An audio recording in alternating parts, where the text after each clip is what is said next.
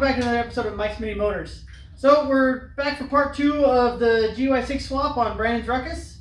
As you can see, we've got the motor, the frame, he's got it all painted and everything now, ready to go. There's more parts off camera that are all painted, they're ready to rock. On this video, what we're going to do is we're going to start with the engine prep, getting it all ready to go so that it's ready to just be slapped on here. And then in the next video, we'll get the frame together and probably get the motor attached. So let me give you a little closer detail of what we're going to be doing on this motor, and then we'll get to it. Alright, so what we're going to start with is this comes with a, I forget it's a 6 or an 8 pole stator in here, stock. But with the rolling wrench harness that Brandon picked up, it comes with the 12 pole stator just so that we get much more current out of it so we can run all of our lights and charge a battery and everything. So that's where we'll start. And then after that, we have some transmission work we're going to do. We got to take off the CVT cover and get the clutch out of here. And then we got to install the short axle instead of this long one that comes stock on here. And then we'll have to go to a machine shop, but we're going to put in some different gearing so to give us a little bit, a little higher top end. You'll lose a little low end acceleration, but I have it on my bike and it's not an issue. So to do that, then we can get these the cooling plastics back on there, get our carburetor bolted up and everything, and get it ready to get thrown on here. So another nice thing about getting your wiring harness from Rolling Wrench is they include the flywheel puller, which I've heard you'll bend these flywheels before it pops off if you try to just pry it. So use the right tool, and that's where we're going to start. We're going to get that flywheel off of there and then get that stator switched out. Alright, so to get this flywheel off, first you need to there's a 17mm bolt here. So I'm going to hit it with the impact. Pop that off. Then you got your flywheel puller. Make sure to thread this out. Not all the way. And then this is actually reverse threaded in here. So you thread that backwards. So it's lefty tighty, righty loosey. You're weird.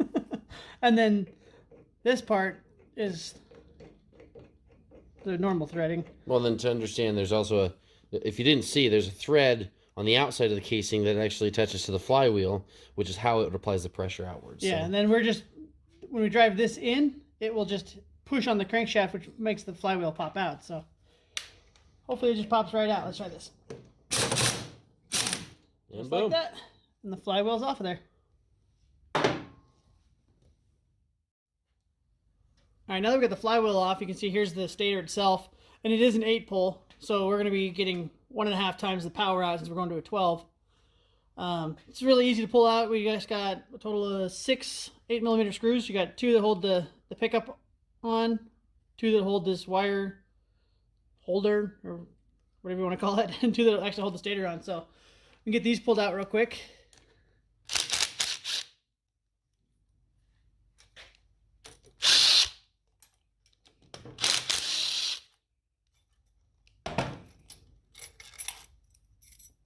There's the wire holder. Pickup, as you can see, is magnetic. And then 2 for the stator.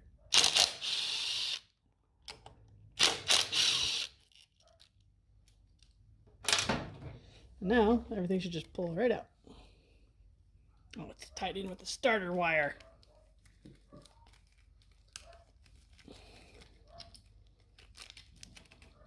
Okay, after you untie that, it comes out.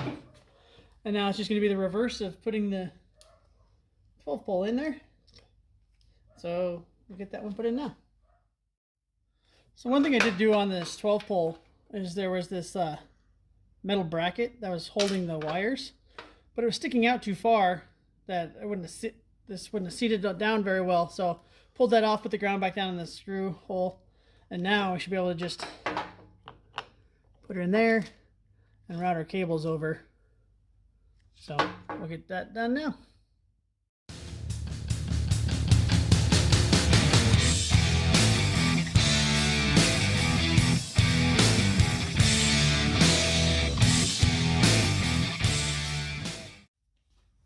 So there's the new 12 pole put in there, and you get the wire catch or holder here that keeps the cable out of the way. Took the rest of the pickup wire and kind of just tucked it behind it in here, and should be good to go. We can put that flywheel back on. One thing though that I didn't do yet, I'm going to pull all these bolts back out one at a time and Loctite them, because these GY6 motors vibrate a lot, and you don't want something like that falling out. It could cause lots of damage, so I'll go ahead and do that off camera. Alright, so let's put this flywheel back on. There is a keyway. See if you can see that. Right there, see that at the top? You gotta line that up with the key here in the crankshaft. The magnets will kind of suck it in there. Put your washer back on, and then the nut. Oh yeah, Loctite. Thanks, Brandon.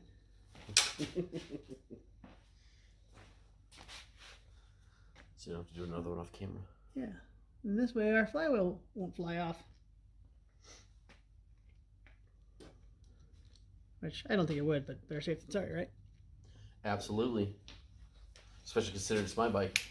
Oh, then never mind. We don't need Loctite. Nope. Wrong way. All right.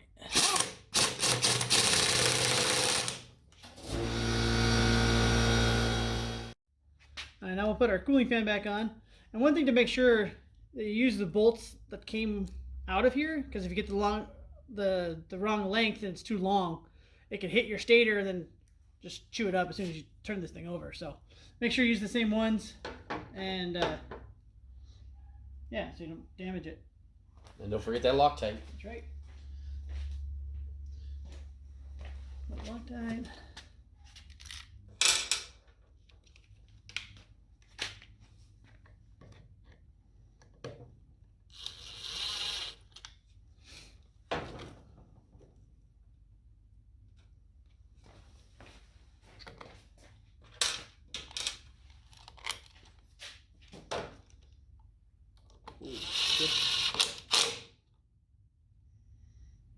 A little much?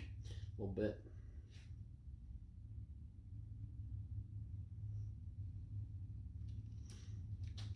Now, unlike what Brandon did, you don't need a whole lot of Loctite, just a little dab. It came out really fast.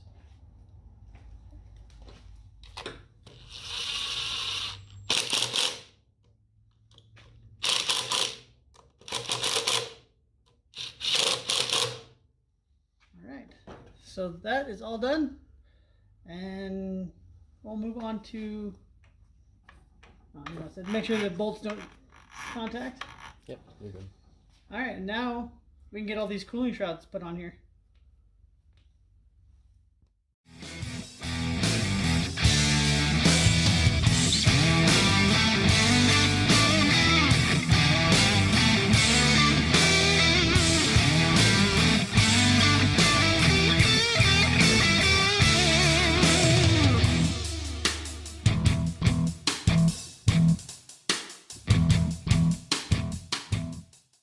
So there you can see the cooling shrouds are all back on there.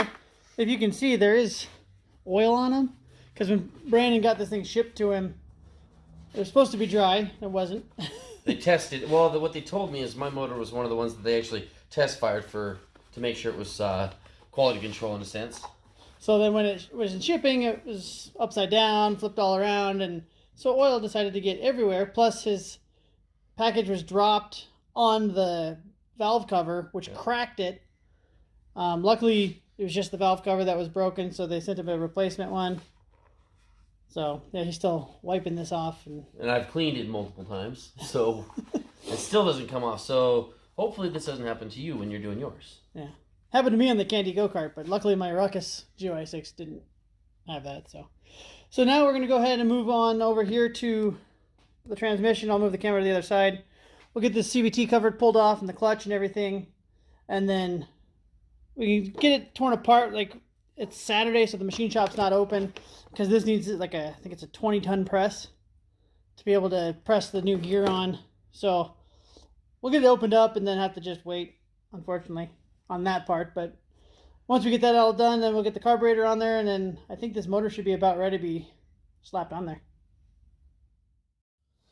So here's the the engine, we kind of jacked up a little bit on the jack just to get a little easier access to it. So first we'll have to take a 10 millimeter off here, pull the kick starter off, and then it's just a bunch of 8s around it. And I always try to, when I lay them, the bolts over here, in the same pattern as they are on here, just so they go back in the same spots. So let's get this thing cracked open.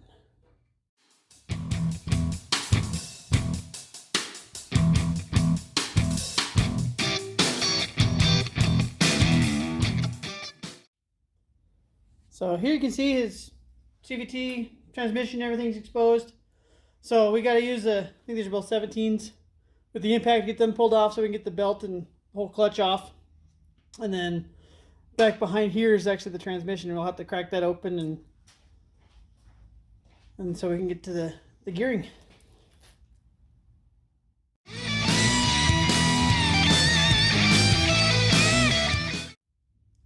Okay, so that's all disassembled. Got the gasket off there. One thing we're going to do is pull the drain for the transmission back here. Again, they're supposed to be dry, but I don't want to crack this open and have a bunch of gear oil run out. So we'll check that, and then it's just a few 8 millimeters around here, and that whole cover pops right off.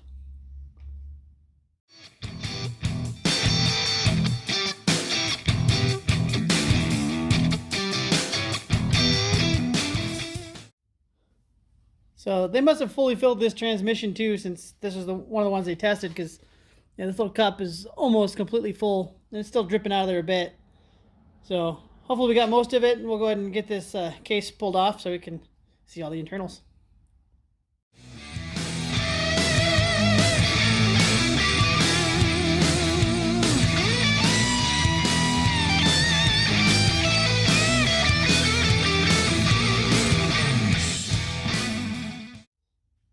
Okay, so we got that case cracked open, and you can see the internals there of the transmission. If you see the clutch here, we just put that there to hold the engine down, so it doesn't go like that. But what we're going to be replacing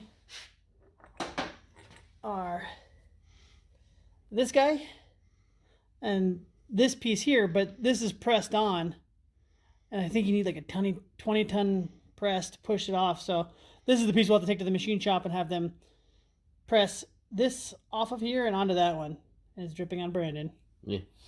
But then also, while we're in here in the transmission, we need to switch the drive shaft to the short drive shaft, which this is fairly simple too. As long as this clutch isn't holding it in. It is. So go ahead and pull the clutch off of there. And see, that's all it takes. You just slide it out and slide this one. Make sure the one with the snap ring goes on the inside. And there. That's all there is to it. That didn't work. I'll hold it. So, yeah, so now I'll wipe out some of this here just so it doesn't continue to drip. And then Brandon will take this stuff to the machine shop and get it pressed. And then it's just reassembly of the opposite of what we just did. So, yeah, we'll leave that as is, and then we're going to get the carburetor ready on this thing. Alright, so now we're going to get the motor set up to get the carburetor on there. Because this motor is not, originally for a Ruckus, it is, normally the carburetor comes back this way, but on a Ruckus you need it to come forward. So, what we're going to do first is get these studs, need to be pulled out. Don't drop it down there. Obviously. So you put one back on there, upside down, and then this one on there.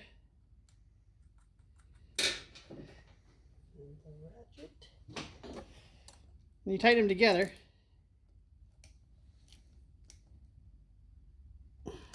And then I can use that to remove it. So you set it with the impact.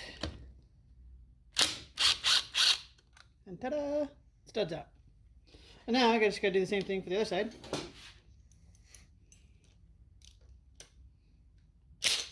Oop. Smooth move, X-Lax.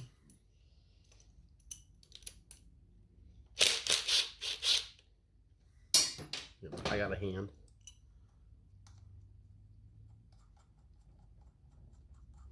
And then these studs do have different threads, like it's shorter threads here than here. So that's the way it came out. We'll have to make sure to put that in the adapter, same direction.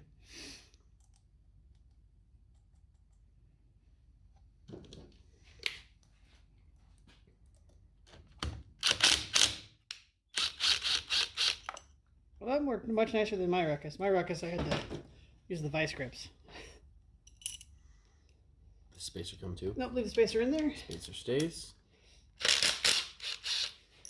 Okay, so now we move on to the first spacer. It's this guy here. One of the anodized pieces. Ooh, you need to cut your plastics. The plastiques. So, yep, I guess these ones we have to cut the plastics, so we'll get to that first. But yeah, on my Ruckus it was different. I had bought, it was an all-in-one piece that actually necked down, so you didn't have to cut the plastics. So we'll mark this up and then get the Dremel out and start cutting away some plastic. Alright, so we got the plastics all trimmed here so that the spacer fits in nicely. So we'll go ahead and put the original spacer in there and then our anodized one on top of that. Get a little Loctite going. It's these ones. I know. All I'm doing is just making sure the spacer, there we go. That way the Loctite doesn't get on everything.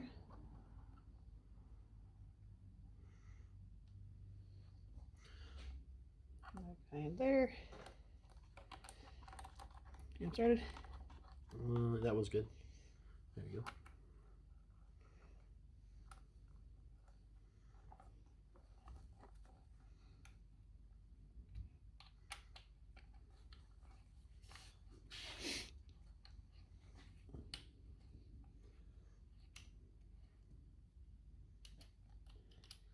Alright, and then once we get this one on there, the next one, which goes on top of it, we are going to have to clock it a little bit.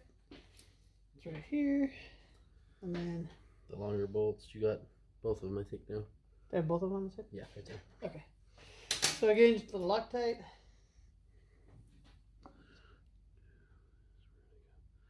There and there. Is that, do you think that's turn enough? Oh, yeah, we have to clock it. So. We have to clock it, yeah. Unless we get just longer bolts to go through all of those. Yeah. You know, we got time for that. Nobody's got time for that. Okay, hold on. Let me look in there quick. There you go. Go for it.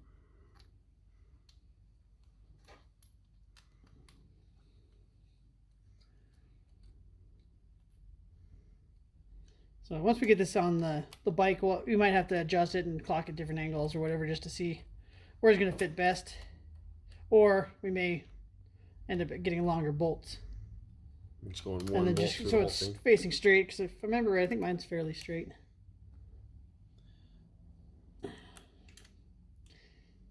Alright, so now the studs that we removed, we'll go back on.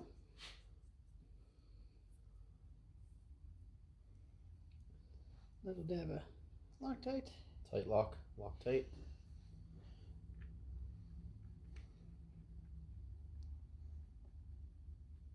Got a little bit much on that one.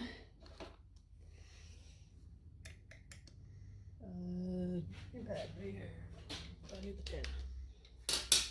Got it.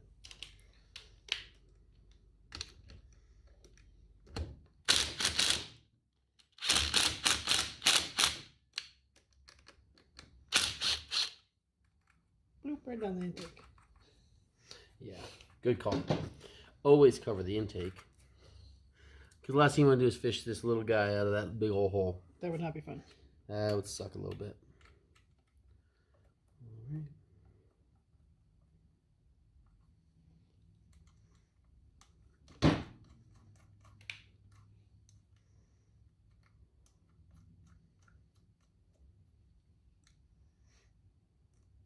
Come on. Quit spinning.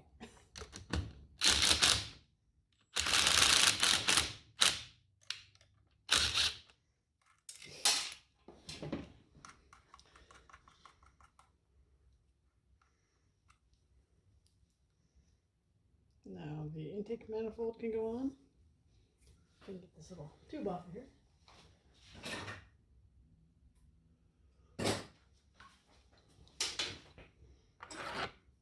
Just like that.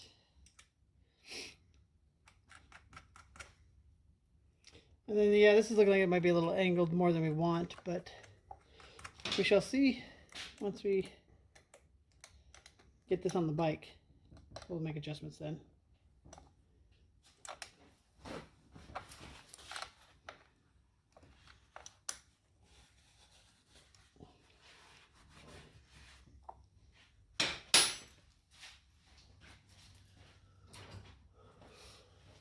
You get your carburetor handy. Carburetor. Little tubey cover out of there. And then we'll go ahead and leave the cap on the front end. And then this just slides in here. There's a couple notches here in the rubber, and then a single notch in the carburetor here, which click in there and then lines it up. And just tighten her down. And we'll deal with all the plumbing and stuff like that for it once we get it on there. All right. And there's the carburetor. All right, so the last thing we're going to do today on this motor is Brandon picked up an iridium spark plug just to give it a little bit better spark. So we'll get this one. Hold on, you want to hold the motor for a second? Oh, absolutely. These come pre-gaps, right? I believe so. If not, we can re-gap it. Yeah, re-gap it's easy. So that's all there is to that. Just unscrew and screw Out back in.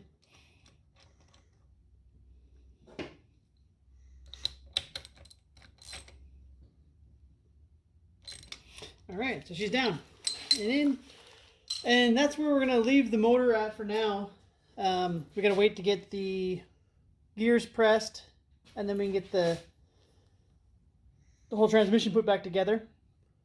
And then also we got this hub that we can bolt on. Right now it's just sitting on there because we don't have the nut for it, so we'll have to go to the hardware store and pick that up.